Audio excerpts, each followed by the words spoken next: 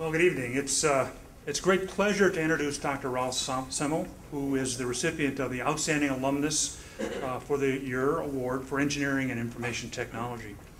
Dr. Semmel received his Ph.D. in Computer Science from UMBC in 1992 and is currently the 8th director of the Johns Hopkins University Applied Physics Laboratory, which is the country's largest university-affiliated research center with nearly 5,000 staff, most of whom are scientists and engineers. I've had the pleasure of knowing Dr. Semmel for about 20 years now, and know that he sets a really wonderful example, both professionally and personally, for the UMBC community. Just a little bit of history. Ralph attended West Point, and after graduating, he spent 6 years as a U.S. Army officer.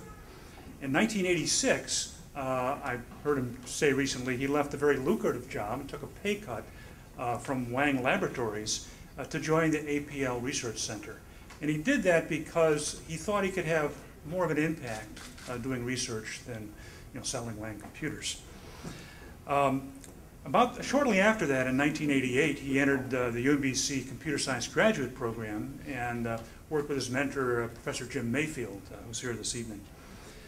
He was part of that early generation of graduate students at UMBC that I think really helped establish the UMBC as a research institution.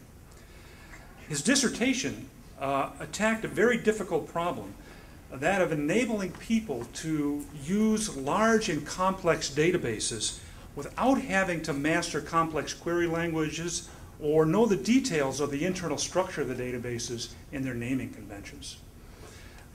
He was one of the first people to address this problem, and these problems are now really becoming critical as the scale and amount of data we have is just exploding. Companies like Google and Microsoft and IBM are now tackling the same problems that Ralph first defined and framed in an attempt to sort of exploit all this data. Well, after he got his PhD back at APL, he continued in the research center and became the deputy director. But then, as I also heard him recently tell, after 9/11, he wanted a way to more directly and more immediately contribute to the safety and security of the country. And what he did was he left the research center at APL to form a new unit that was focused on security and information assurance. And over a course of 8 years that he headed that, it grew from a one-person unit, Ralph himself, to one of the largest units at APL. You're working in the areas of cybersecurity, information assurance, intelligence systems, and global information networks. So I think Dr. Semmel is a really excellent choice for this award. His record of professional accomplishments very strong. His technical contributions have helped us today manage large and complex data collections. His managerial skills have and continue to support the strength and safety of our nation. And he also remains a loyal and supportive member of the UMBC community. So, Dr. Semmel, would you like to come up and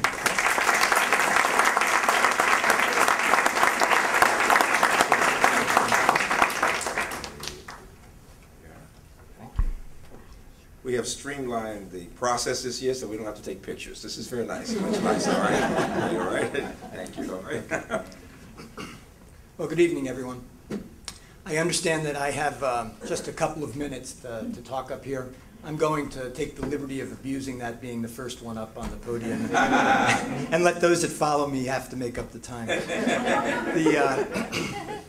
I guess what I wanted to do is start where I should, and that is, first of all, by saying what an honor it is to be receiving this award.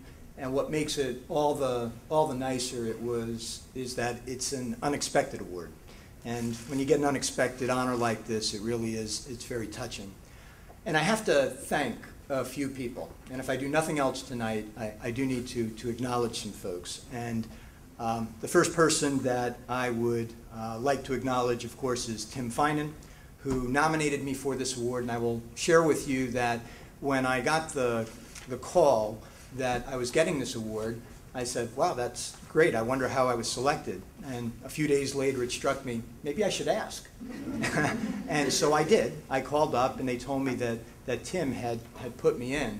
And again, I was very thankful for that. Now, what I will add to that is that when I was completing my dissertation, Tim was the chair of the computer science department and also served on my dissertation committee and contributed a great deal to what I learned and the directions that I took.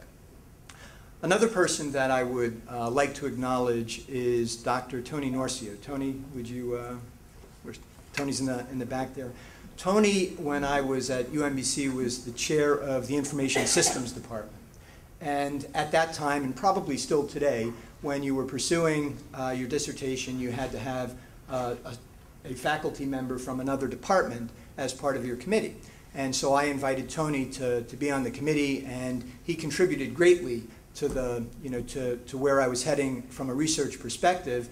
And in fact, we developed an association, over the time that I was pursuing that PhD, and Tony came very close to landing me here at the university as a faculty member. It didn't turn out to be the case. My life would have been very much different, and given some of the challenges we're facing as a nation today economically, I'm not so sure it wouldn't have been such a great thing to do that. That's neither here nor there, okay?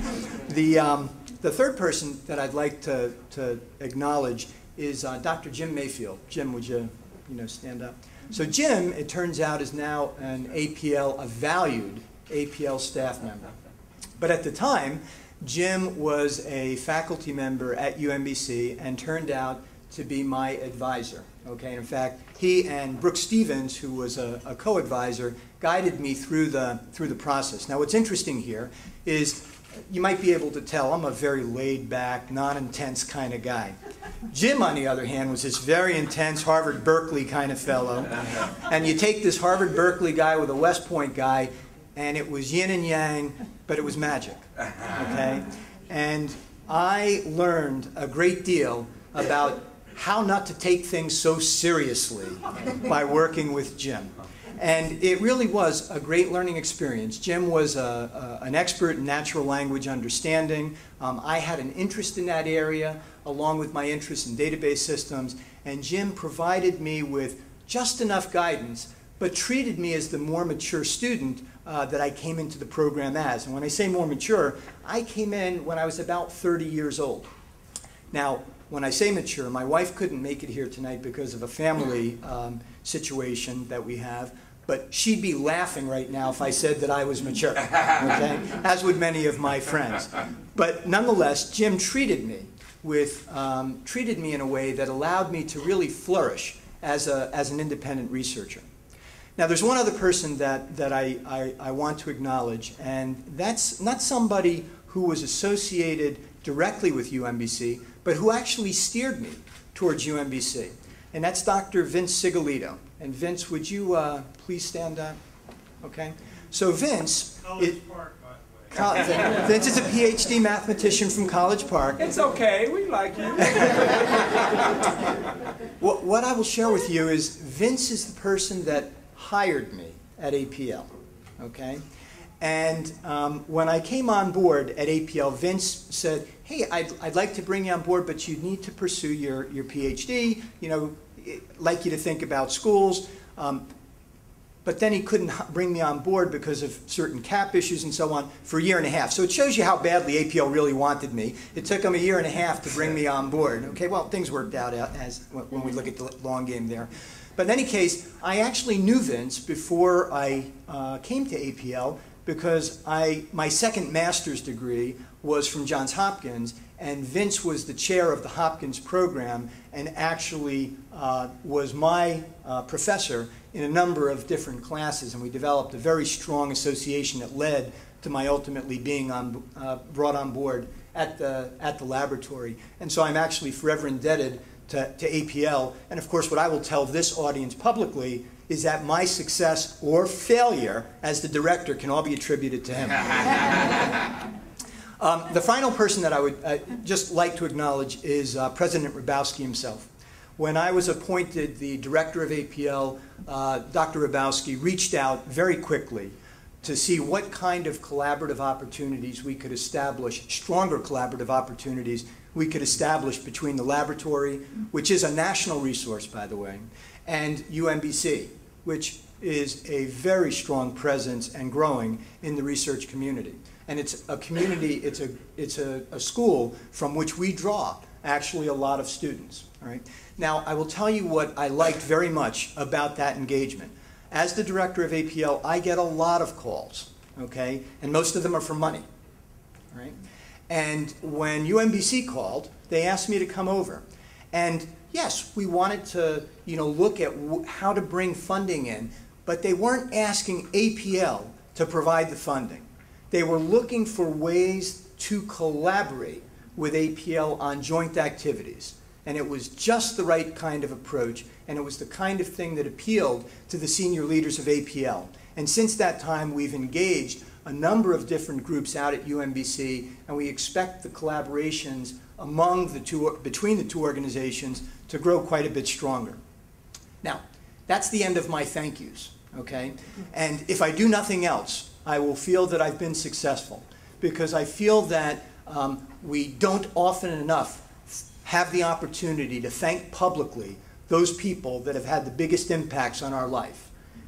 And today, I had the opportunity to thank a group of those folks. So I'd like to at least offer a public applause to those individuals.